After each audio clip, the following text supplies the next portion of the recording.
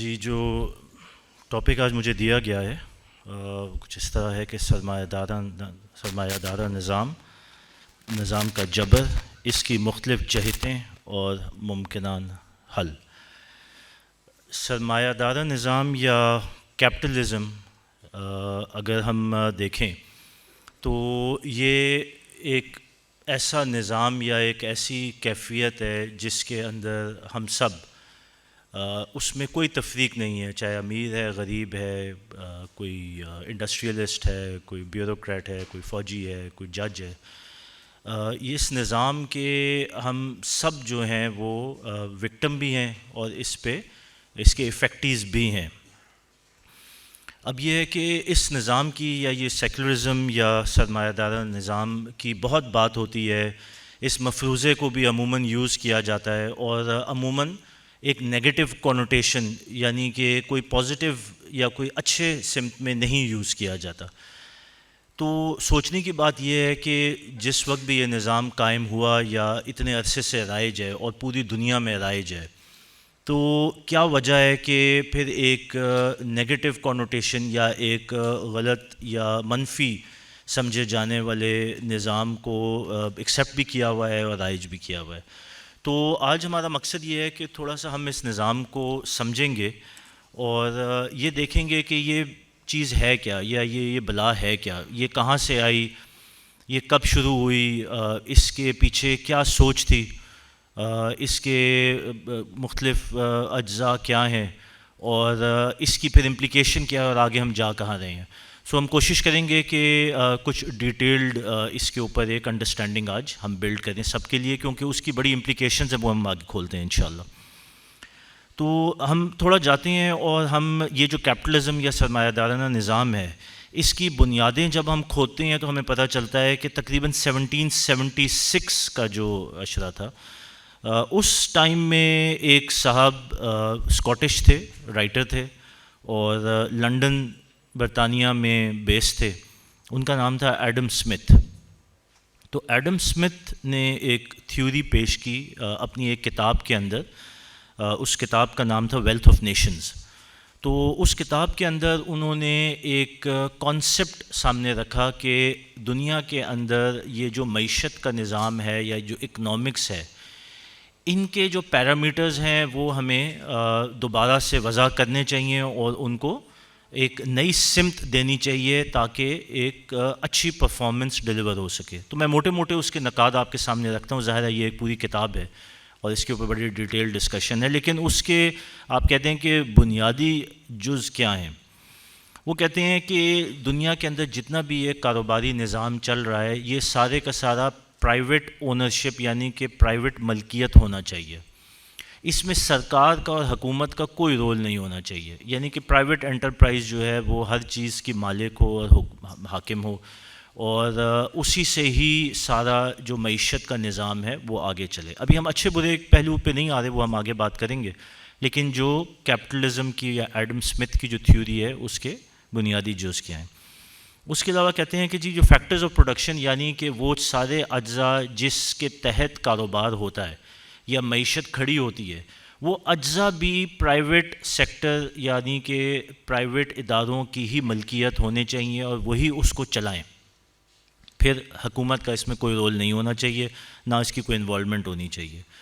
اچھا، جب private sector کے پاس یہ سارے وسائل، ذخائر، آپ کے کاروبار کی ملکیت آ جائے گی، تو وہ جو کاروباری پرائیویٹ سیکٹر ہے اس کا کیا ہدف ہونا چاہیے؟ اور اس کا ہدف خالصتاً پیسہ بنانا اور پروفٹ کمانا ہونا چاہیے۔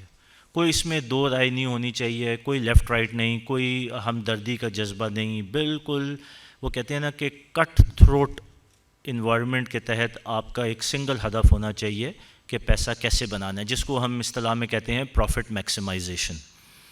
اور یہ جو ایم بی اے کے طالب علم ہیں تو وہ انہوں نے پڑھا ہوگا، ہم نے بھی پڑھا اپنے ایم بی اے میں کہ جی پروفٹ میکسیمائزیشن جو ہے وہ ایک کمپنی کا ہدف ہوتا ہے، ساتھ ساتھ شیئر ہولڈر کی بینیفٹ میکسیمائزیشن، پھر امپلائی، لیکن بنیادی طور پہ سرمایہ دار کا پروفٹ کیسے آپ میکسیمائز کریں گے، یعنی کہ اس کو کتنا بڑھوتی دے سکتے ہیں، یہ ایک سنگل ہدف ہونا چاہیے۔ اور آخر میں یہ ہے کہ کمپٹیشن بھی ہونا چاہیے، یعنی کہ آپس میں بہت سارے پرائیویٹ بزنس اور کاروبار کمپیٹ کریں وسائل کے اوپر، یعنی کہ ایک جد و جہد ہو، لیکن جد و جہد کے سمت ہو اگین پروفٹ کے اوپر، یعنی کہ آپ کی جو اپنے بینیفٹ یا اپنے جو فائدے کو میکسیمائز کرنا، یہ ہدف ہونا چاہیے.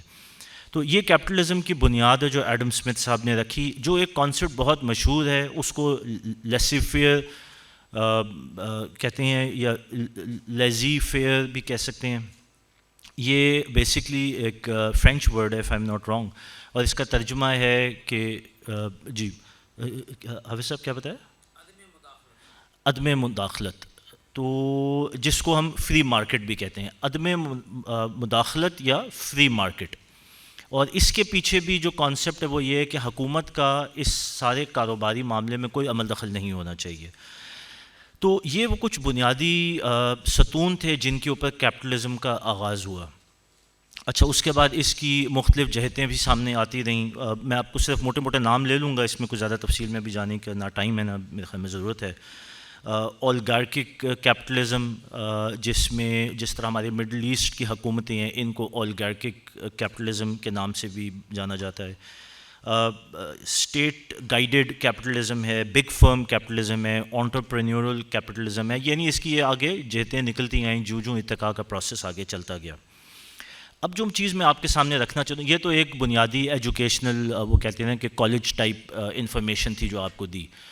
اصل میں بات یہ ہے کہ جب بھی کوئی نظام آتا ہے اور اس طرح آتا ہے کہ اس کو پوری دنیا اور ساری بنی نوع انسان کے لیے ایک کانسیپٹ کی طرح پریزنٹ کیا جاتا ہے، تو اس کے اندر بہت سارے اچھے پہلو بھی ہوتے ہیں. یہ نہیں ہو سکتا کہ پیور ایول کو آپ پوری دنیا کے لیے رکھیں اور وہ ایکسیپٹ بھی ہو جائے. تو اگر آپ یہ دیکھیں کہ یہ کانسیپٹ جہاں پہ اس کے اندر خود غرضی ہے، تو وہاں پہ اس کے اندر پرفارمنس اینڈ پیک پرفارمنس کی ڈیلیوری، یعنی کہ بہترین پوٹینشیل لوگوں کا کیسے آپ نکالیں گے، اور اس کے پیچھے موٹیویشن جو ہے وہ پیسہ ہے. مانیں یا نہ مانیں، لیکن یہ بہت بڑی موٹیویشن ہے. ہم سب آج اس کا شکار ہیں اور ہم دیکھتے ہیں کہ پیسے کے پیچھے ہی زیادہ تر لوگ، ایون دین کمپرومائز ہوتا ہے، اقامت دین کمپرومائز ہوتی ہے، کیونکہ عموماً یہ کہا جاتا ہے پیٹ جڑا ہوا ہے. تو معیشت کا جو معاملہ ہے یہ ایک کنسسٹنٹ پرابلم ہے. تو ایڈم اسمتھ نے یہ تھیوری دی، ٹھیک ہے، وہ اس کے اندر ظاہر ہے وہ ایمانیات کی وہ کیفیت تو نہیں ہے، تو اس نے اپنی سوچ رکھی ہوگی. لیکن کانسیپٹ کی حد تک پھر بھی بندہ جسٹیفائی کر سکتا ہے کہ شاید اس کے اندر ایک پیور پروفیشنل اپروچ کے تحت کوئی پازیٹیوٹی ہوگی. لیکن اصل بات جس پہ اب میں آنا چاہتا ہوں وہ یہ ہے کہ حقیقت کیا ہے. وہ کیپٹلزم کی شکل جو ایڈم اسمتھ نے دی 1776 میں، جو کہ میں نے آپ کے سامنے رکھی، اس کی آج کے زمانے میں جو حقیقت ہے وہ کیا ہے. اور وہ حقیقت جو ہے وہ بہت اگلی ہے، وہ بڑی بھیانک ہے، وہ بدصورت ہے. اور اس کے اوپر تھوڑا سا ہم دیکھتے ہیں کہ وہ حقیقت کیا ہے، کیونکہ یہ وہ انوائرمنٹ ہے جس کے میں اور آپ یا بنی نوع انسان ساری کی ساری اس وقت وکٹم ہے. تو یہ جو سوشو اکنامک ڈسپیرٹی کا پورا ایک ماحول ہے، اور اس کا کیا مطلب ہے آسان الفاظ میں، یہ امیر امیر سے امیر تر اور غریب غریب سے غریب تر، یہ جو تفرقہ ہے یا یہ جو ڈیوائیڈ ہے، یہ ہے سوشو اکنامک ڈسپیرٹی جو ہم نظر آ رہا ہے ہمیں. اور اس کی میں کچھ مثالیں آپ کے سامنے دیتا ہوں کہ دنیا کے اس وقت جو 10% امیر ترین لوگ ہیں وہ تقریباً 85% پوری دنیا کے وسائل کے اوپر اس کے مالک اور حکمران ہیں. یعنی کہ 10% جو ہے لوگ 85% دنیا کے وسائل اور جو آپ کی ویلتھ ہے یا مالیات ہیں اس نظام کے اوپر رائج ہیں اور اس کے مالک ہیں. اسی طرح دنیا کی 10 جو بڑی کمپنیز ہیں، یعنی کہ سب سے بڑی دنیا کی 10 largest 10 corporations of the world, وہ اس وقت دنیا کے 180 ممالک کی کمبائنڈ اکانومی سے زیادہ ان کی جو ہے وہ مالی حیثیت ہے اور ان کے پاس ایسٹس یا ویلتھ ہے. تو یہ جو اتنا بڑا تفرقہ ہے، یہ تفرقہ کا پورا جو نظام ہے، یہ جس وجہ سے ہم یہاں تک پہنچے ہیں اس کے پیچھے بھی کیپٹلزم ہے، اور کیوں ہے وہ ہم آگے جا کے ہم بات کریں گے. تو ہم بات کر رہے تھے کہ یہ جو سوشو اکنامک ڈسپیرٹی ہے، یہ جو وسائل کا یہ جو اتنی تفریق ہے، تو اس کے پیچھے بھی یہ نظام ہے. اب دیکھنے کی بات یہ ہے کہ یہ جو اتنے وسائل کا کنٹرول تھوڑے سے لوگوں اور چند مالیاتی اداروں یا بڑی کارپوریشنز کے پاس چلا گیا، اس کا آگے نتیجہ کیا ہے. یہ ابھی ہم موجودہ حالات کو صرف سکین کر رہے ہیں کہ ہم کھڑے کہاں پہ ہیں. تو آپ دیکھیں کہ دنیا میں یہ جو اتنی بڑی بڑی جنگیں چل رہی ہیں، صرف افغانستان کی جو جنگ ہے، آپ کو پتہ ہے کہ امریکہ کا جو بجٹ افغانستان کی صرف ایک جنگ، ہم عراق، سیریا یا لیبنان یا باقی باتیں نہیں کر رہے، صرف ایک جنگ افغانستان کی، اس کی جو کاسٹ ہے وہ $2.3 ٹریلین ہے. 1 ٹریلین کے اندر 1000 بلین ہوتا ہے، اور پاکستان کا اس وقت ٹوٹل قرضہ جو ہے وہ $120 بلین ہے، جس کے اوپر ہم رو رہے ہیں اور ہم غلامی کے طوق اپنے گلے میں باندھ کے بیٹھے ہوئے ہیں. تو 120 بلین پاکستان کا ڈیٹ، 1000 بلین 1 ٹریلین کے اندر، اور 2.3 ٹریلین صرف افغانستان کی جنگ کا بجٹ تھا امریکہ کا، جو انہوں نے اس جنگوں میں لگایا. اسی طرح آپ دیکھیں کہ یہ جو فیشن انڈسٹری ہے، فلموں کی انڈسٹری ہے، میوزک کی انڈسٹری ہے، لیجر، کمفرٹ، ہوٹلنگ، ٹورزم، یہ جتنے بھی عیاشی کے کام ہیں، اس کے اندر بے تحاشا پیسہ خرچہ ہو رہا ہے، جس کی واقعی اگر آپ دیکھیں کہ بنی نوع انسان کو اس میں کتنی خدمت یا کتنی سہولیات حاصل ہو رہی ہیں، یہ ایک سوالیہ نشان. اسی طرح آگے چلے جائیں کہ یہ جو آپ کو اس وقت انٹرنیٹ کے اوپر جو ڈارک ویب کا کانسیپٹ ہے، اس کے اندر ریڈ رومز ہیں، جس کے اندر خواتین کے ساتھ زیادتی، بچوں کے ساتھ زیادتی، یہ جو پورا ماحول ہے، جس کے پیچھے ایک ہی صرف انسٹرومنٹ ہے جو اس کو ڈرائیو کرتا ہے، وہ پیسہ ہے. یعنی پیسے کا بے تحاشا ہونا اور بے تحاشا غلط سمت میں اور غلط جگہوں پہ استعمال ہونا. اسی طرح ڈرگز ہیں، پھر پورن انڈسٹری ہے، پھر سیکس ٹریفکنگ ہے. مطلب یہ وہ ساری چیزیں جو آپ کے لیے زہر قاتل ہیں، یہ پیسہ وہاں پہ ڈپلوائے ہوتا ہے، کیونکہ تھوڑے سے لوگ بہت زیادہ وافر مقدار میں وسائل کے اوپر قابض ہو گئے، اب وہ اپنی من مانی کرتے ہیں اور اپنی من موجی کرتے ہیں. ابھی ہم اس کو شیطان سے جوڑیں گے کیونکہ جڑتا ادھر ہی ہے جا کے. تو ہم یہ دیکھتے ہیں کہ ہو کیا رہا ہے. آپ اس کیپٹلزم کے نظام کے ساتھ جن چیزوں کو جوڑتے ہیں وہ بائی ڈیفالٹ، یعنی کہ قدرتی طور پہ یا منطقی طور پہ اس کے ساتھ آپ کی فیشزم جڑتی ہے.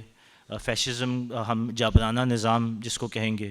اسی طرح سیکولرزم جڑتی ہے، لادینیت جس کو ہم کہہ سکتے ہیں، قومیت جڑتی ہے،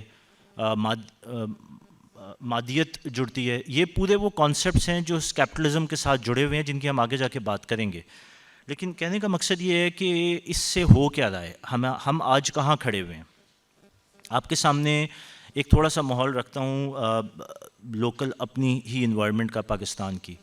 آپ کے ادھر بھی ایک رولنگ ایلیٹ کریٹ ہو چکی ہے. وہ تھوڑی سی فیملیز ہیں جو سیاست میں بھی ہوتی ہیں، جو انڈسٹریلسٹ بھی ہیں، جو جاگیردار بھی ہیں.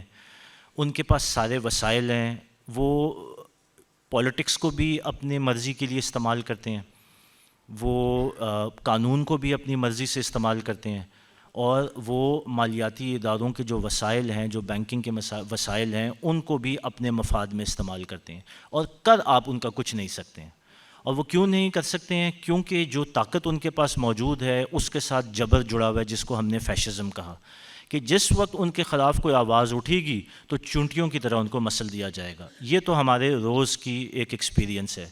جہاں پہ میں ٹچ کرنا چاہتا ہوں کہ یہ نہ بھولیں کہ یہ جو وسائل کا نشہ ہے، اس نشے میں کوئی تفریق نہیں ہے. یہ نشہ جو ہے یہ ایک بیوروکریٹ کو بھی چڑھتا ہے، ایک سیاستدان کو بھی چڑھتا ہے، ایک عام انسان کو بھی چڑھتا ہے، اور ایک وردی والے کو بھی چڑھتا ہے.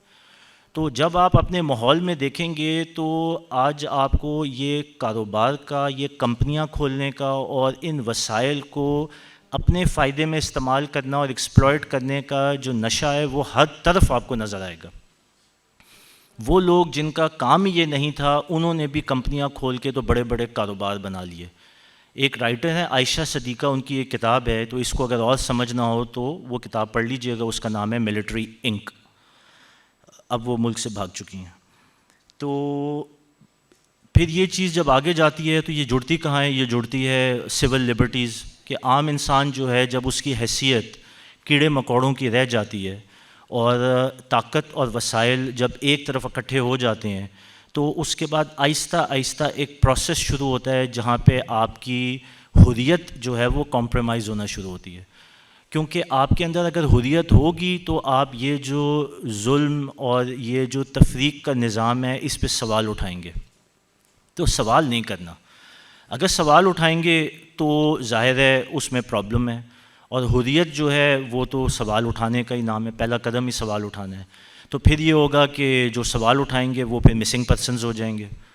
تو یہ جو پورا ایک کلچر جو اس وقت ہمارے آگے پیچھے لیفٹ رائٹ موجود ہے، یہ ہمیں نظر آتا ہے. میں آپ کو صرف یہ دکھانا چاہ رہا ہوں کہ یہ جڑتا کہاں پہ. یہ جڑتا اسی کیپٹلزم سے ہے جو 1776 میں ایڈم اسمتھ نے انٹروڈیوس کرایا، جس کے آج ہم سب شکار ہیں.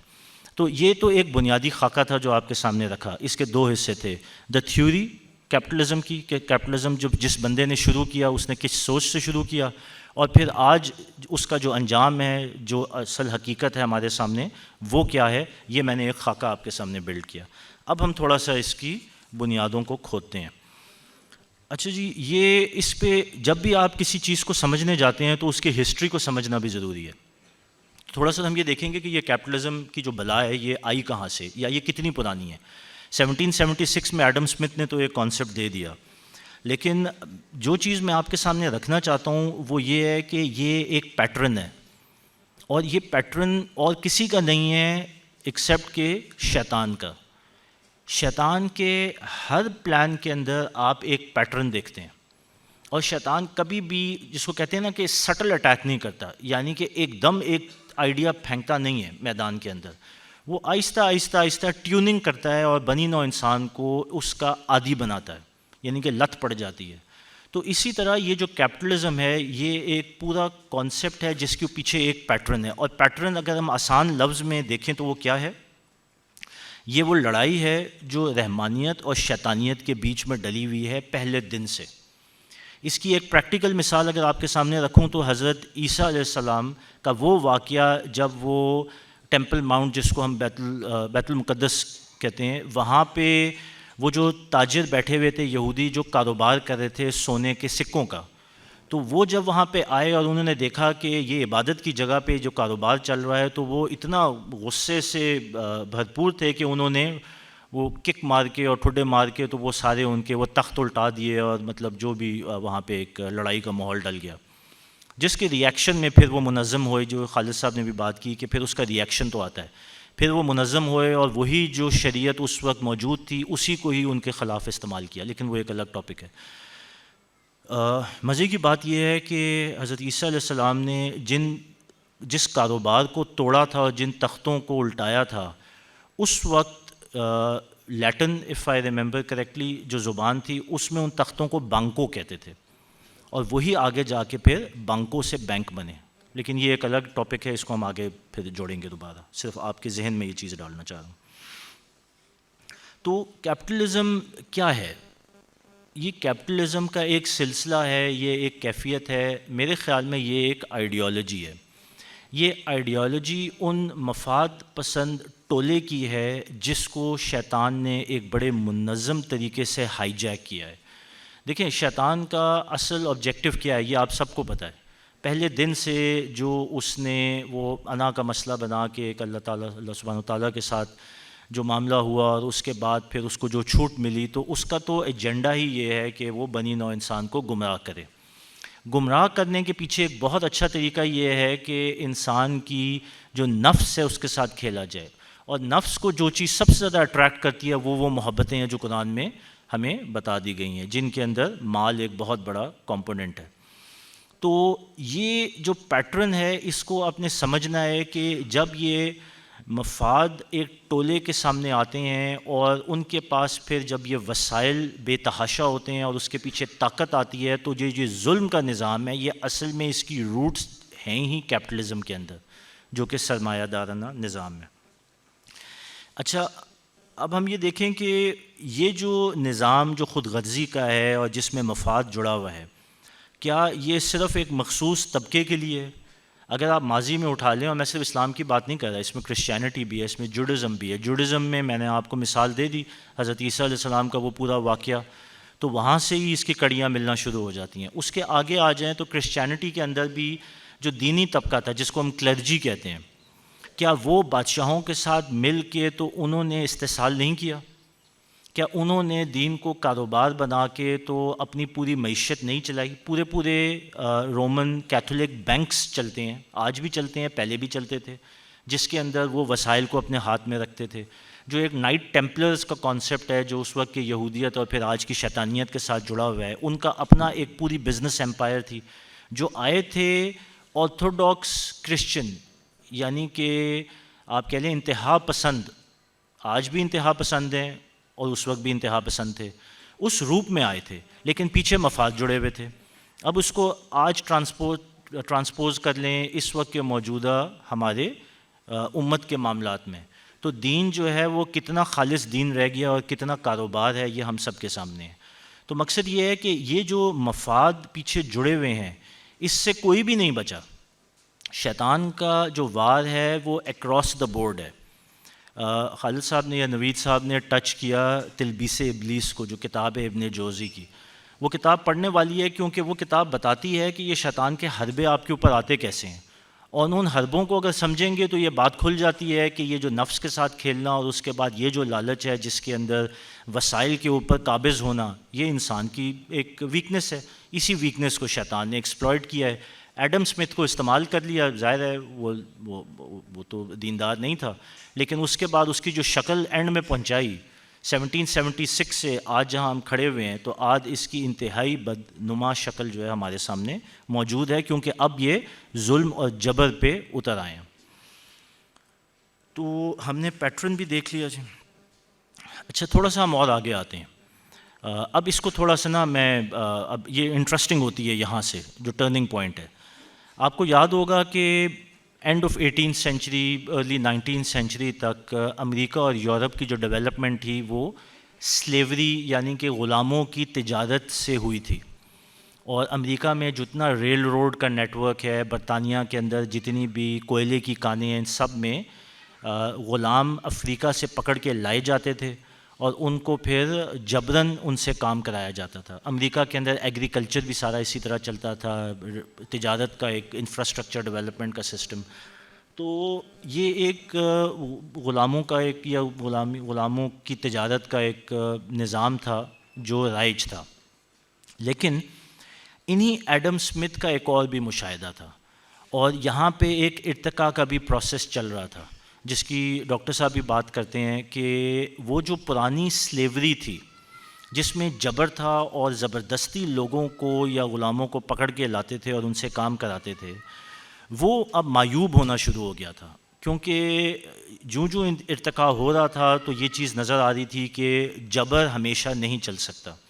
اسی طرح ایڈم اسمتھ نے یہ مشاہدہ کیا کہ یہ جو غلام آپ خریدتے ہیں، اس کے بعد اس کو ادھر لاتے ہیں، اس کے بعد اس کو پالتے ہیں، اس کو کپڑا، کھانا، گھر، سب کچھ، اس کی فیملی، پھر یہ تو بڑا مہنگی پروپوزیشن ہے. تو اس سے اور پھر اس کے بعد زبردستی کر کے تو وہ موٹیویشن نہیں کسی بھی انسان میں آتی جو موٹیویشن پیسے سے آتی ہے. تو کیا ضرورت ہے کہ غلاموں کے اوپر اتنا خرچہ کریں اور اتنی مصیبت پول لیں؟ کیا ہم بنی نوع انسان کے مائنڈ کو ایسا غلام بنا لیں کہ وہ سمجھے کہ میں آزاد ہوں، لیکن حقیقتاً میں اس نظام میں ہوں جس میں وہ غلامی ہے؟ تو یہاں سے آتا ہے وہ پورا ایک ٹرانسفارمیشن جو ادھر ہی یہ ایڈم اسمتھ کے کانسیپٹ سے اور کیپٹلزم کے کانسیپٹ سے جڑی ہوئی ہے، جس میں کارپوریشنز کا قیام اور اس کے بعد امپلائر امپلائی ریلیشن شپ کی بنیاد ڈلی.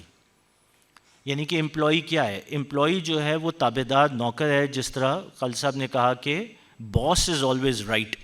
یہ باس از آلویز رائٹ کا کلچر آیا کہاں سے؟ یہ آیا اسی کیپٹلزم سے. اور یہ باس از آلویز رائٹ کو دماغ میں اتارا کیسے؟ یہ اتارا اس ایجوکیشن سسٹم سے جو خاص طور پہ منظم کیا گیا انڈسٹریل ریولوشن کو سپورٹ کرنے کے لیے. تو اب آپ دیکھ رہے ہیں کہ ڈاٹس کنیکٹ ہوتے جا رہے ہیں. یہ وہ میں آپ کو بتا رہا تھا کہ پیٹرن ہے جو آپ اگر کھودیں گے تو آپ کو نظر آئے گا کہ اس کے پیچھے فٹ پرنٹ شیطان کے ہیں، کیونکہ شیطان کا طریقہ واردات یہی ہوتا ہے. تو یہ کانسیپٹ کیپٹلزم کا، اس کے بعد انڈسٹریل ریولوشن، اس کے بعد ایجوکیشن سسٹم کی ٹرانسفارمیشن، یعنی ایک ایسی نسل پوری پیدا کر دی جو ذہنی طور پہ بچپن سے ہی تیار ہے، اور ان کے والدین ان کو تیار کرتے ہیں کہ تم نے یہ مراحل پڑھائی کے کرنے کے بعد نوکر بننا ہے. سو اس کے لیے تیاری کرو اور محنت کرو کہ تم بہترین سے بہترین نوکر بن سکو. سو یہ جو امپلائر امپلائی کا ریلیشن شپ تھا یہ بھی اسی غلامی کے ساتھ جڑا ہوا ہے.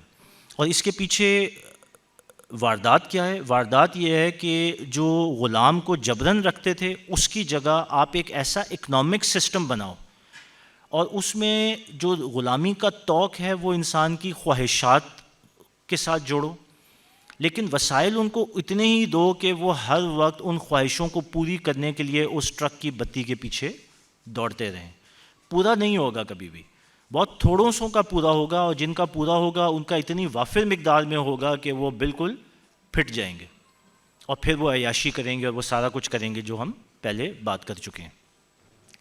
تو یہ وہ موٹیویٹنگ فیکٹر ہے جو اس کیپٹلزم کے پیچھے ہے کہ سب کو ایک سنگل پوائنٹ آف فوکس کے پیچھے لگاؤ، جو کہ پیسہ ہے، یا پیسہ کمانے کی وہ حرص ہے جو انسان کے اندر ڈالی ہوئی ہے۔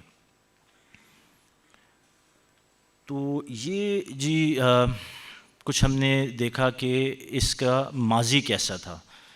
اب اس کیپٹلزم کی جو بلا ہے یہ اتنا سادہ معاملہ نہیں ہے، ابھی تو ہم نے اس کو سادہ سادہ ہی رکھا ہے، موٹی موٹی باتیں کی ہیں کہ اس کا کانسیپٹ کیا تھا، اس کے پیچھے موجودہ حالات کیا ہیں، اس کی ہسٹری کیا ہے، کیسے اس کا ارتقاء کا ایک پروسیس ہوا۔ اب میں آپ کو بتاتا ہوں اس کی جو اصل گیم ہے، اور اصل گیم یہ ہے کہ اس کیپٹلزم کی جو بلا ہے اس کا جو سب سے بھیانک مانسٹر، یا جو اس کا کہہ لیں کہ جو اس کا ہتھیار ہے، وہ ہے آج کی modern banking system. Modern banking system کے بغیر یہ کیپٹلزم یا کیپٹلسٹ سسٹم چل ہی نہیں سکتا ہے۔ یہ وہ بینکنگ سسٹم ہے جو اس کیپٹلزم اور اس مفاد کے ٹولے کو ان لمیٹڈ پاور دیتا ہے، اور وہ ان لمیٹڈ پاور کیسے دیتا ہے؟ وہ دیتا ہے بینکنگ سسٹم کا وہ کانسیپٹ، اس کو ہم ابھی زیادہ نہیں کریں گے، اس پہ ہم نے بہت بات پہلے بھی کی ہوئی ہے، کافی لیکچرز بھی موجود ہیں، کہ جب آپ کے پاس پیسہ کریٹ کرنے کی طاقت آ جاتی ہے اور آپ کے ہاتھ میں ایک بلینک چیک ہوتا ہے کہ اس پہ جتنی بھی اماؤنٹ لکھنی ہے لکھ لو، کوئی سوال نہیں کیا جائے گا، تو آج کے زمانے میں یہ ان لمیٹڈ پاور ہے، کیونکہ اس پیسے سے آپ ہر ایک کو اور ہر قسم کے وسائل کو خرید سکتے ہیں۔ وہ ہینری کسنجر ہی تھا میرے خیال میں جس نے اپنی کتاب میں لکھا تھا کہ Pakistanis can sell their mother for a dollar. ہے تو ہمارے لیے بڑی شرمندگی کی بات، لیکن کیا اس نے غلط لکھا تھا؟ پچھلے 20 سال کے پورے جو یہاں پہ ہوتا رہا ہے اس کو دیکھ لیں تو خود ہی شرمندگی ہوتی ہے، اس کو کیا برا کہیں گے ہم۔ تو بات یہ ہے کہ یہ جو بینکنگ کا سسٹم ہے اس نے کیا کیا ہے، اس نے اس کیپٹلسٹ سسٹم کو راکٹ لگا دیے اور اس کو ایسا بوسٹ کیا ہے کہ اب ایک دنیا کے اندر ایک ایسی ایلیٹ رولنگ کلاس موجود ہے جو کہ آپ کے سارے وسائل کے اوپر قابض ہے، اور باقی جو بنی نوع انسان ہیں اس بینکنگ سسٹم کے نظام میں تھوڑا کمپلیکیٹڈ ہے، اس کو سمجھنے کے لیے آپ کو باقی لیکچرز سننے پڑیں گے، اس کی ذرا گہرائیوں میں جانا پڑے، آج ٹائم نہیں ہے، لیکن اس پروسیس کی خوبصورتی کہہ لیں یا چکر بازی کہہ لیں یہ ہے کہ یہ بنی نوع انسان کی جتنی بھی محنت اور مشقت ہوتی ہے اس سارے کو اکٹھا کرتا ہے اور اس کو چینل کرتا ہے ایک بہت محدود اور لمیٹڈ گروہ کے مفاد کو پورا کرنے کے لیے۔ مثال کے طور پہ آج ہمارے سامنے بینکس موجود ہیں، بینکس کے اندر آپ سب اپنے ڈپازٹس رکھتے ہیں، آپ کی سیلریز آتی ہیں جو تنخواہ دار ہیں، یا اپنی سیونگز کو رکھتے ہیں، تو وہ جو سارا پیسہ جب بینک اکٹھا کر لیتا ہے تو وہ بلینز میں ٹریلینز میں اماؤنٹ چلی جاتی ہے۔ اس کا اینڈ یوزر کون ہوتا ہے؟ کیا اینڈ یوزر وہ انسان ہے جو کہ ایک فریش کاروبار شروع کرنے جا رہا ہے اور وہ آ کے بینک کے پاس جاتا ہے کہ جی مجھے قرضہ دو؟ اول تو اس میں سود کا معاملہ ہے، وہ ہے ہی بالکل غلط، لیکن ہم چلیں تھوڑی دیر کے لیے اگر صرف نظر بھی کر لیں تو پھر بھی وہ کسی عام انسان کو انٹرٹین نہیں کرتے۔ بینکنگ سسٹم کے سب سے بڑی بینیفیشریز جو ہیں وہی رولنگ ایلیٹ ہے، وہی انڈسٹریلسٹ ہیں، وہی سرمایہ دار ہیں، یا پھر وہی طاقت کے سرچشمہ جن کے ہاتھ میں ہے، چاہے وہ وردی میں ہے یا نان وردی میں ہے، بینیفیشری الٹیمیٹلی وہی ہیں۔ اسی لیے دیکھیں کہ آپ کے اصل حاکم وہی ہیں، باقی سارے جو ہیں وہ چکی میں پس رہے ہیں، صبح دوپہر شام دوڑتے ہیں، مہنگائی ہو جاتی ہے تو روتے ہیں، واٹس ایپ کے اوپر اپنا غصہ نکال دیتے ہیں، اور بس اس سے زیادہ کوئی کچھ نہیں کر سکتا۔ جو ان کی مرضی کے مطابق نہ سڑکوں پہ نکلے، ویسے تو زیادہ تر ان کی مرضی کے مطابق ہی نکلتے ہیں اور جہلم کا پل نہیں کراس کرتے، لیکن جو ان کی مرضی کے خلاف نکلیں تو ان کے اوپر ایسا بھرپور جبر ہوتا ہے، وہ آپ نے دیکھ لیا چاہے لال مسجد میں ہو یا کہیں اور ہو۔ تو بات یہ ہے کہ یہ جو بینکنگ کا نظام تھا یہ بھی سپورٹ کرتا ہے اسی کیپٹلزم کو.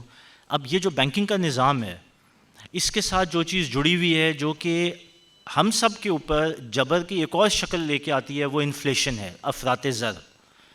اب جب ایک انسان محنت کرتا ہے اپنی ان مقاصد کو پورا کرنے کے لیے یا ان وسائل کو یا ان اہداف کو پورا کرنے کے لیے جو زندگی میں سیٹ کی, گھر لینا ہے, گاڑی لینی ہے, بچوں کو پڑھانا ہے, تو جب آپ 5 سال 10 سال 20 سال بعد وہاں تک پہنچتے ہیں تو افراط زر آپ کے اس وسائل کو پہلے ہی کھا چکی ہوتی ہے.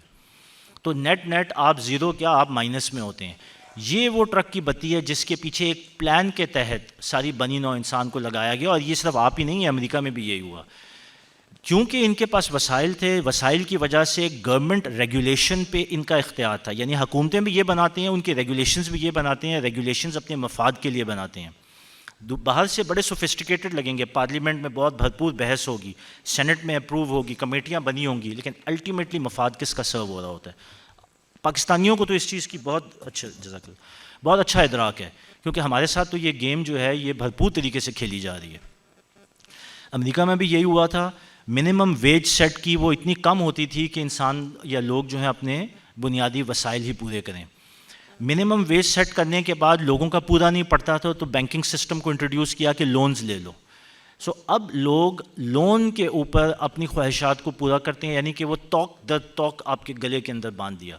2 قسم کے توق گلے میں بن جاتے ہیں جو آج پوری بنی نوع انسان کے سر پہ ہیں. ایک ہے امپلائی, یعنی کہ آپ نوکر ہیں کسی ادارے کے, اور وہ نوکر یا وہ نوکری پوری نہیں ہوئی تھی کہ دوسری طرف جو کیپٹلزم کا توق ہے وہ آتا ہے آپ کا بینکر کا, کہ آپ کا گھر بھی لون پہ, سود پہ, آپ کی گاڑی بھی لون پہ, آپ کا پرسنل لون, آپ کا فریج. یہاں تو چلیں پھر بھی کچھ بہتری ہے, باہر تو fridge, mobile, microwave oven, مطلب ہر چیز ہی کریڈٹ کے اوپر ہے. اور جس وقت کوئی چوں چاں کرے گا تو وہ آ جائیں گے کہ چلو, تو آپ بس سڑک پہ کھڑے ہوں گے. اس لیے یہ وہ توق ہے جو اس غلامی جو کہ جبری غلامی تھی اس سے زیادہ بھیانک ہے, لیکن یہ محسوس نہیں ہوتا. یہ شیطان کی وہ چال ہے, ہی از ویری کلیور. تو اب صبح دوپہر شام 2 نوکریاں, میاں بھی, بیوی بھی, گھر کا انفراسٹرکچر, ہر چیز کمپرومائز ہو رہی ہے, کیونکہ سب کا ایک ہی ہدف ہے, پیسہ کمانا ہے. یہ وہ نظام کی بات ہے جو خالد صاحب نے بھی ٹچ کی کہ اللہ تعالیٰ ہم سے کیا چاہ رہا ہے اور ہم کدھر پھنسے ہوئے ہیں, اس کی ہم آگے بات کریں گے. تو اب ہم اس کو تھوڑا سا سپیڈ اپ کریں گے کیونکہ ٹائم تھوڑا کم ہے. یہ ہو گیا, 2 ہو گئے, یہ بینکنگ, ٹھیک ہے جی. انفلیشن کی بھی ہم نے بات کر لی. تو اب یہ ہے کہ بینکنگ کی ہم نے بات کر لی, تھوڑا سا اس کو ہم شارٹ ہی کر لیتے ہیں. بس آخری بات میں یہ کروں گا کہ آخری بات مطلب اس ٹاپک کی کہ یہ جو سسٹم ایک منظم طریقے سے رائج ہوا ہمارے اوپر, اور بینکس آئے, اور بینکس کا وہ توق, اور وہ امپلائر, اور پھر وہ لونز کا پورا جو سسٹم ہے, یہ صرف لمیٹڈ نہیں ہے افراد کے اوپر, کیونکہ اس نظام کو منظم کیا ہے اوور ٹائم. سو اب اس میں پورے کے پورے ملک بھی جڑے ہوئے ہیں یا جکڑے ہوئے ہیں. اور وہ کس طرح ہے, وہ ہے عالمی مالیاتی اداروں کے تھرو. کیونکہ جس وقت یونائٹڈ نیشنز بنائی گئی دوسری جنگ عظیم کے بعد, تو یونائٹڈ نیشنز کے جو ذیلی ادارے تھے جو کہ ان کے ایجنڈے کو سرو کرنے آئے تھے, اس میں IMF ہے, سنا ہی ہوگا نام اس کا آپ نے, اور ورلڈ بینک ہے, اور ورلڈ ٹریڈ آرگنائزیشن ہے. تجارتی گزرگاہیں, دنیا کے وسائل, دنیا کی تجارت, سب کے اوپر اسی مفاد والے ٹولے کا قابو ہے. اسی لیے آپ دیکھیں کہ آپ کے ملک میں رولنگ ایلیٹ کی کوئی خاص پہچان نہیں ہے. یہ ایک رولنگ ایلیٹ ہے جو آپ کو ہر شعبے, ہر ادارے, ہر ڈپارٹمنٹ کے اندر نظر آئے گی. یہ اپنے مفاد کے ہیں. ہم عموماً کہتے ہیں نا کہ جس وقت برا ٹائم آئے گا تو ان کا کیا ہے, ان کے تو بچے بھی باہر, ان کے تو جاگیریں بھی باہر, ان کے تو پیسہ بھی باہر, یہ تو اپنا سامان اٹھائیں گے, فلائٹ پکڑیں گے, چلے جائیں گے. تو وہ حقیقت ہے. اور وہ کیسے ہوئی, وہ اسی نظام کے تھرو ہوئی. تو پرابلم سارے کا سارا جو جڑا ہوا ہے وہ اس نظام کے ساتھ جڑا ہوا ہے. اچھا جی, کوئی میں دیکھ لوں کوئی پوائنٹ رہ تو نہیں گیا ہے. تو بس یہی ہے, پاکستان میں بس یہی میں کہنا چاہ رہا تھا کہ ہاں ایک پوائنٹ جو رہ گیا, تو ہمیں ہماری جو ماسز ہیں ان کو کن کام پہ لگایا ہوا ہے, میوزک اور فلم اور کرکٹ میچوں اور اسپورٹس کے اوپر تو لگا. بائی دا وے ٹھیک ہے، کرکٹ سے ہم سب کی بڑی ایک پیشنیٹ وابستگی. یہ میں آپ کو بتا دوں، دنیا میں اسپورٹس کا کانسیپٹ منظم طریقے سے شروع کرنے کا، جس کو اولمپکس کہتے ہیں، یہ شروع ہی رومنز نے کیا تھا کہ عوام کو ادھر بزی کرو، کیونکہ دوسری طرف جنگیں ہار رہے تھے. تو جنگیں ہارنے کا جو پولیٹیکل بیک کلیش تھا، اس سے بچانے کے لیے جو ہے وہ سپورٹس شروع کی تھی، جس کو اولمپکس بھی کہتے ہیں. تو یہ ویسے میں نے ایک پوائنٹ ٹچ کیا. بہرحال ہمیں تو لگایا ہوا انہوں نے دھرنوں میں اور تبدیلی کے نعروں میں، یا ایکسٹینشنز میں، یا پھر نمبر 1 ادارے کا نمبر 1 آ رہا ہے اور جا رہا ہے، اور بس انہی چکروں میں لگایا ہوا ہے. یہ سارے ڈرامے بازی ہمارے ساتھ ہوتی ہے، اور پیچھے اصل میں گیم ڈلی ہوئی ہے. تو اصل گیم کو، یہ سارا جو آپ کے ساتھ بات کرنے کا مقصد ہے، اصل گیم کو پہچانیں. یہ ان کی بندر بانٹ کو نہ دیکھیں، یا ان کی یہ پھرتیوں کو نہ دیکھیں.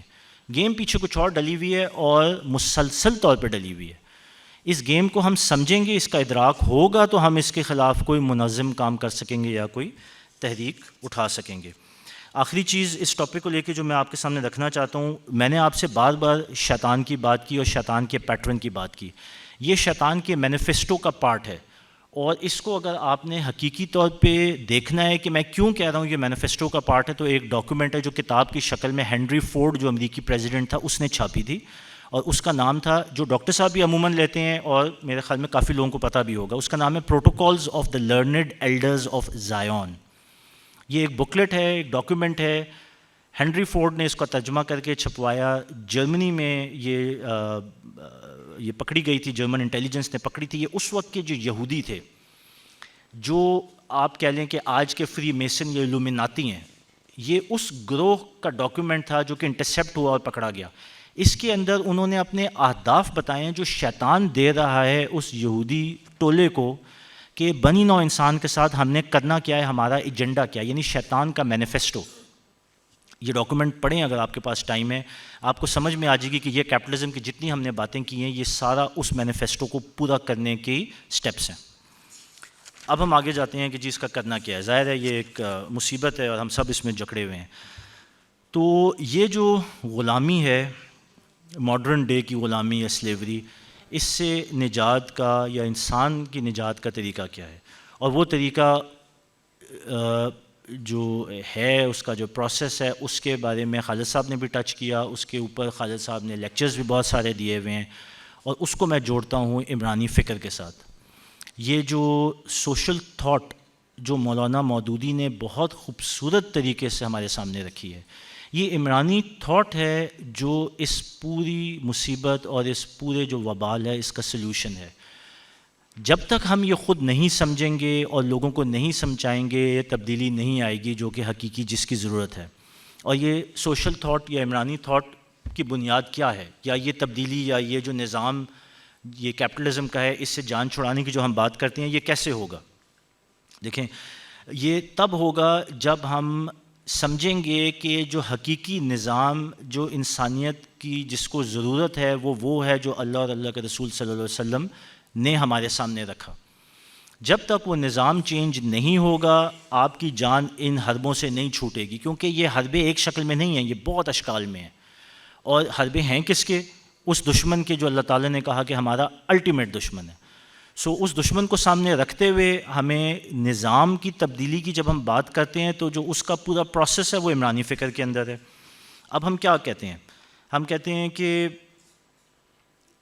پوری دنیا آج تنگ ہے اس سارے نظام سے، ٹھیک ہے؟ تو وہ جو آلٹرنیٹ نظام آئے گا وہ کیا ہوگا؟ وہ ایسا نظام ہوگا جس کے اندر ریاست جو ہوگی وہ ماں کی طرح ہوگی، جو اپنی عوام کو پروڈکٹ سمجھ کے تو پروفٹ میکسیمائزیشن کے اوپر نہیں چل رہی ہوگی. اس کے ادارے جو ہیں وہ اپنے مفاد کو میکسیمائز کرنے کے لیے کام نہیں کر رہے ہوں گے، بلکہ حقیقتاً عوام کی بہتری کے لیے کام کر رہے ہوں گے. لیکن اس کے اندر جبر بھی نہیں ہوگا، اس کے اندر انسان کو کاروبار کرنے، اپنے وسائل کو بھرپور طریقے سے استعمال کرنے کی بھی آزادی ہوگی. تو ہمیں یہ سمجھنا ہے کہ وہ کون سا نظام ہے جو ہمارے پاس موجود ہے، جو ہمیں اللہ تعالیٰ اور اللہ کے رسول صلی اللہ علیہ وسلم نے دیا، اس کو رائج بھی کر کے دکھایا. اب اس کی جو پیاس ہے وہ اس وقت پوری دنیا کے اندر موجود ہے. اور میں آپ کو بتاؤں کہ یہ چھوٹا جذبہ نہیں ہے. بہت ساری اس وقت دنیا میں موومنٹ چل رہی ہیں جو کہ اس کیپٹلسٹ نظام کے خلاف ہیں، اور وہ سیکولر موومنٹس ہیں. ہم تو اس کو اپنے ایمانیات سے، اور ہم تو اپنے وہ جو کہتے ہیں نا کہ اللہ کی جو ہدایات ہیں، جو قرآن ہے اور سیرت اور حدیث ہے، اس سے ہم اس کو عکس کرتے ہیں.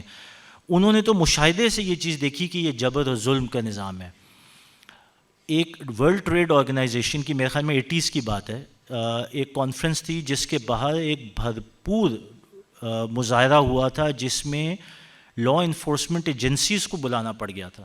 یہ امریکہ میں بھی ہوا، یہ یورپ میں بھی ہوا. اس کو کنٹرول کرنے کا اتنا شدید جذبہ تھا لوگوں کا. ابھی ریسنٹلی یہ اس دہائی میں اگر ہم دیکھ لیں تو آکوپائی وال اسٹریٹ کی ایک موومنٹ چل رہی ہے. اسی طرح کی ایک موومنٹ رشیا میں بھی چلی جو کیپٹلسٹ کے خلاف ہے. یعنی کہ اس چیز کی سینس اور جذبہ موجود ہے، لیکن لوگوں کے پاس سلوشن نہیں ہے. سلوشن کیا ہے؟ عمرانی فکر، وہ دین کا نظام جو کہ پرفیکٹ ہے، جو کہ ہمارے پاس ہے، لیکن ہم وہ اس کو آگے لے کے نہیں جاتے. اور لے کے کب جائیں گے؟ جب ہم اس کو پہلے خود سمجھیں گے، اور اس کے بعد اس کا ایک ورکیبل ماڈل جو ہے وہ دنیا کے سامنے رکھیں گے. ورکیبل ماڈل بن سکتا ہے. یہ جو ہم ساری باتیں کر رہے ہیں، نظام کون سے؟ ہم نے تو آج کیپٹلزم کی بات کی. دوسری طرف ایک آلٹرنیٹ نظام تھا سوشلزم کا، جو کہ فیل ہو گیا. اب دو نظام دنیا کے سامنے ہیں. تیسرا جو اسلامک فارم آف ڈیموکریسی آپ کہہ لیں، اور اس کا جو ایک مالیاتی نظام، اور وہ جو پورے سیکشنز ہیں ہمارے، جو ہمارا سیاسی نظام ہے، معیشت کا نظام ہے، معاشرتی نظام ہے، وہ سارے ورکیبل ماڈلز اس وقت دنیا کو ضرورت ہے کہ ہم سامنے رکھیں. اپلائی کر سکتے ہیں تو کریں، اور اس کا ورکنگ ماڈل لوگوں کے سامنے اور دنیا کے سامنے کھول کے رکھیں، کیونکہ اس کی ایکسیپٹیبلٹی اس وقت بہت زیادہ ہے. تو پھر یہ ہے کہ اس نظام کو وہ اپنی ڈیفینیشن میں بھی بیان کرنا شروع ہو گئے ہیں. اس کو مکسڈ اکانومی کہتے ہیں، نہ کہ جو کہ نہ کیپٹلزم ہے نہ سوشلزم ہے. تو اگر ہم اپنے نظام کو بھی کھودیں گے تو ہم بھی کہیں اسی کے قریب قریب کھڑے ہوئے ہیں. جب ریاست ماں کی جیسی ہونی چاہیے تو سوشلزم کا ٹچ آتا ہے. لیکن جب ہم کہتے ہیں کہ جی ڈیموکریسی بھی ہونی چاہیے، لیکن حاکمیت اللہ کی ہونی چاہیے، لیکن انسان جو ہے اپنا خلیفہ خود چوز کرے گا، تو اس کے اندر ویسٹرن ڈیموکریسی کی بھی ایک شکل نظر آتی ہے. تو بٹوین دیز ٹو سسٹمز جس میں ایک بیلنس بھی ہونا چاہیے، is where the solution is. وہ اس کو مکسڈ اکانومی یا مکسڈ سسٹم کا نام دینا شروع ہو گئے ہیں، لیکن سمجھ نہیں آتی ان کو کہ ایگزیکٹلی کیا ہے. یہ ہمارا کام ہے کہ اس پرفیکٹ نظام کو جو اللہ سبحانہ تعالیٰ نے ہمیں دیا، یہ بنی نوع انسان کے سامنے رکھیں. اس نظام میں کیا ہوگا؟ اس نظام میں ایک ویلفیئر اسٹیٹ ہوگی. آج ہم امیگریشن لے کے باہر جاتے ہیں، کینیڈا جاتے ہیں، دوسرے ملکوں میں جاتے ہیں، کیونکہ یہ ویلفیئر اسٹیٹس ہیں. تو جی سر، تو ویلفیئر اسٹیٹ کا وہ پورا نظام جو 1400 سال سے ہمارے پاس موجود ہے، اس کو اب سامنے لانے کا ٹائم ہے، جہاں پہ لوگوں کی حریت محفوظ ہو، ان کے جان و مال محفوظ ہو، ان کی عزت ہو، ان کے پاس اپرچونٹی ہو کہ وہ محنت کریں اور آگے بڑھیں. لیکن یہ جو وسائل اسٹیٹ اکٹھی کرے یا افراد اکٹھی کریں، اس کو پھر دوبارہ لگائیں دنیا اور لوگوں کی بہتری کے لیے، اللہ کے کلمے کی سربلندی کے لیے. اور اللہ کے کلمے کی سربلندی بھی تبھی ہے جب وہ نظام لائیں گے جس میں اللہ تعالیٰ چاہتا ہے کہ نظام عدل و قسط نافذ ہو. تو اس میں کوئی اللہ تعالیٰ کا مفاد تو نہیں ہے، وہ تو ہمارے لیے ہی وہ نظام ہے. تو بنی نوع انسان کا فائدہ اور کامیابی تبھی ہے جب ہم اس نظام کو اختیار کریں. یہ جو آج بڑے بڑے چیمپئن ہیں جو انوائرمنٹ کی بات کرتے ہیں، اور اتنی کانفرنسز انوائرمنٹل پروٹیکشن پہ کہ جی یہ جو دھرتی ہے، دھرتی ماں، اس کے اوپر بڑا ظلم ہو رہا ہے اور پولوشن، یہ نظام لے آئیں، وہ ساری کی سارے مسئلے حل ہو جائیں گے. کیونکہ یہ نظام کہتا ہے کہ بیلنس اختیار کرو، پیسے اور وسائل کو صحیح راستے پہ اختیار کرو. ایک طرف جو ہے اتنا پیسہ ہے کہ ان کو سمجھ نہیں آتی کہ کریں کیا، تو جنگیں کرتے رہتے ہیں صبح دوپہر شام. تو دوسری طرف جو ہے لوگ بھوک سے مر رہے ہیں. تو یہ جو توازن قائم ہوگا، یہ کیسے ہوگا؟ یہ اس نظام سے قائم ہوگا جو نظام ہمارے پاس موجود ہے. سو عمرانی فکر از دا سلوشن جس کے اوپر ہم نے کام کرنا ہے. آخر میں آپ سے گزارش یہ کروں گا کہ آپ کے پاس جو یہ کتابچہ ہے، اس کے اندر ایک ماڈل بھی دیا ہوا ہے، اور اس ماڈل کے اندر ویژن کی بات ہے، اور آئیڈیالوجی کی بات ہے، اور الٹیمیٹ پرپس کی بات ہے. تو سر میں اپنے گفتگو کی تکمیل کروں گا. تھوڑا سا آپ کو اس طرف مائل کر کے کہ یہ کتابیں سب کے پاس ہیں، تھوڑا سا اس کو ضرور دیکھیے گا۔ دیکھیں آئیڈیالوجی سے میں شروع کرتا ہوں کہ آئیڈیالوجی کیا ہے۔ یہ شبان المسلمین کی آئیڈیالوجی ہے، لیکن یہ آئیڈیالوجی ہم نے صرف جماعت کے لیے نہیں، یہ وہ کام ہے جو اللہ تعالیٰ ہمارے سے چاہتے ہیں کہ ہم کریں۔ نظریہ توحید، فرائض دینی کا، یعنی آئیڈیالوجی کیا ہے؟ نظریہ توحید، فرائض دینی کا جامع تصور اور دور حاضر میں توحید کی اساس پر مبنی سماجی، سیاسی اور معاشی نظام۔ پھر نظام، نظام کی بات کرنا اور نظام کو چینج کرنا از دا کی، یہ شبان کی آئیڈیالوجی ہے۔ اچھا جی، شبان کی آپ کہہ لیں کہ جو ویژن ہے اس کا پرپس کیا ہے؟ ہم نے کیوں، آئیڈیالوجی تو آ گئی، وہ تو اوپر کھڑی ہے، اس کے بعد ہم نے ویژن اپنی رکھی کہ عالمی نظام خلافت کا قیام، یعنی کہ یہ جب خلافت آئے گی، یہ جب نظام آئے گا تو یہ سارے جو ہم فائدے اور یہ جو ساری آپ کہہ لیں کہ برکات ہیں یہ کر رہے ہیں۔ اور اس ویژن یعنی عالمی نظام خلافت کے قیام کا مقصد کیا ہے؟ عدل و قسط کا قیام، یعنی نظام عدل و قسط کا قیام۔ تو ساری چیزیں جڑی ہوئی ہیں۔ شبان میں ہم نے اپنے منشور کے اندر یہ چیزیں اب واضح کر دی ہیں۔ اللہ تعالیٰ ہم سب کی مدد کرے اور ہم سب کو کمیٹڈ ہو کے اس راستے پہ چلنے کی توفیق عطا فرمائے اور اپنی بھرپور صلاحیتیں اور وسائل لگانے کی توفیق عطا فرمائے، کیونکہ یہ معاملہ صرف میری اور آپ کی ذات کا نہیں ہے، یہ پوری بنی نوع انسان کی غلامی کے توق توڑنے کا راستہ ہے۔ تو اللہ شبان کے تھرو اس مقصد کو حاصل کرنے کی تمہیں توفیق عطا فرمائے۔ جزاک اللہ خیر۔